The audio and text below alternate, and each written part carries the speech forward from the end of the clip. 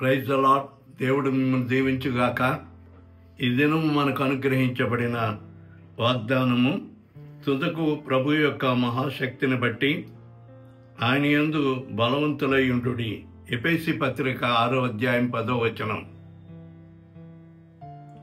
మనము బలహీనతల్లోనూ అనారోగ్యముల్లో వ్యాధుల్లో మనం ఉన్నప్పుడు ఆయన శక్తి మన ఎడల పరిపూర్ణమవుతుంది.